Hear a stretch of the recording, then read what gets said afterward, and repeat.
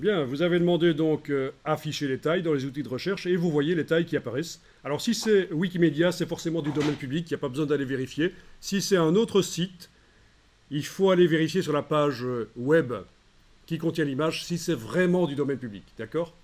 Donc le fait que Wikipédia vous... non, le fait que Google, pardon, vous ramène ici des résultats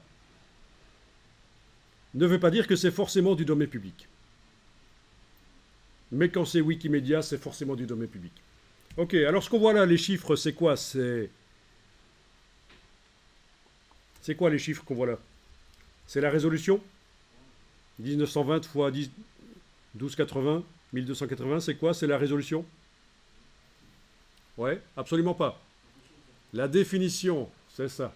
Toi, à mon avis, tu as pris des copions, tu as regardé quelque chose. Hmm. Ah, c'est ça.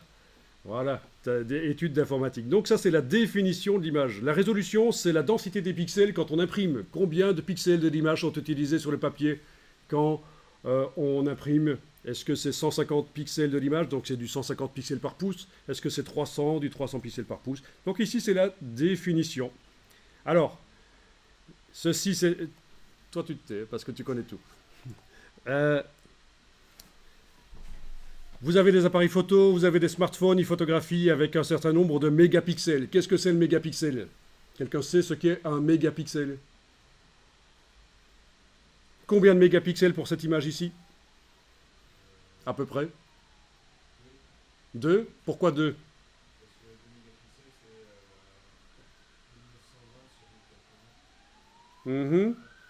C'est quoi un mégapixel? Bon. Alors, un mégapixel, en fait, c'est un million de pixels. Donc, par exemple, cette image ici, sur Wikipédia, elle fait combien de millions de pixels? Combien de millions de pixels? Non, toi, tu te... 6. Ok, 6 millions. Ben oui, il suffit de multiplier le nombre de pixels en largeur et en hauteur, vous obtenez 6 millions. Et donc, c'est une image 6 mégapixels. Ça vous permet, en voyant ça, de savoir par rapport à votre appareil photo, à ce qu'il produit, est-ce que l'image contient beaucoup de pixels, est-ce qu'elle est précise ou pas. Ceci dit, ça ne veut pas dire charrette, hein, parce qu'on peut avoir des images avec beaucoup de pixels et elles sont floues. Donc, problème de prise de vue, le sujet a bougé, la mise au point n'était pas bonne, ou alors c'était une image plus petite qui a été agrandie dans Photoshop artificiellement. Donc, ça ne veut pas dire charrette, hein, ça ne veut pas dire s'il y a beaucoup de mégapixels, c'est forcément des images de qualité. Alors, on va aller en télécharger quelques-unes, 3. Vous allez faire un commande-clic sur les images. Commande-clic sur les images et vous allez donc aller télécharger des images. Donc, en faisant commande-clic, ça s'ouvre dans des onglets. Là. Contrôle-clic sur le PC, commande-clic sur le Mac. Comme ça, je ne quitte pas ma page de recherche, c'est l'intérêt. Et alors, quand je suis sur cette page-là, je vais cliquer sur afficher l'image pour que ça affiche l'image avec tous ces pixels. Et donc, le navigateur vous permet de zoomer. Vous allez télécharger l'image, peu importe si vous êtes en zoom avant ou au zoom arrière. Vous faites clic droit, enregistrer l'image sous. Et alors, on va l'enregistrer dans un dossier qu'on va créer sur le bureau. Donc, sur le bureau, dans la boîte enregistrer sous, vous allez créer un nouveau dossier que je vais appeler EX2. Et vous êtes la classe F2. Exercice 2, F2, voilà. Vous enregistrez l'image, sans enlever l'extension, bien sûr, le point JPEG.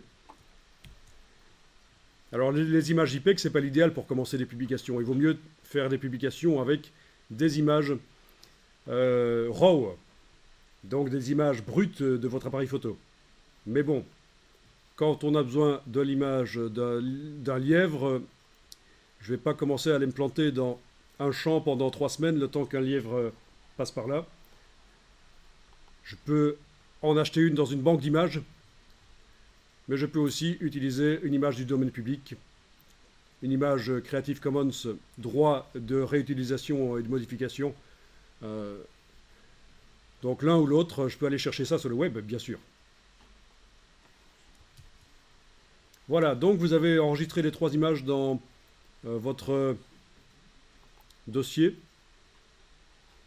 Donc c'est bien les vraies images que vous avez enregistrées, c'est-à-dire que dans le navigateur, vous avez cliqué sur afficher l'image Et c'est cette image-là que vous avez été chercher. Donc vous avez cliqué sur afficher l'image et c'est l'image-là que vous avez été enregistrée. Si ça vous amène vers des sites web pourris quand vous cliquez sur afficher l'image, vous abandonnez, on n'a pas de temps à perdre ici. Même chose si ça vous propose de l'ouvrir dans Photoshop directement. Bon, voilà. Vous êtes arrivé à avoir des images? Alors on va lancer Photoshop et on va les ouvrir dans Photoshop.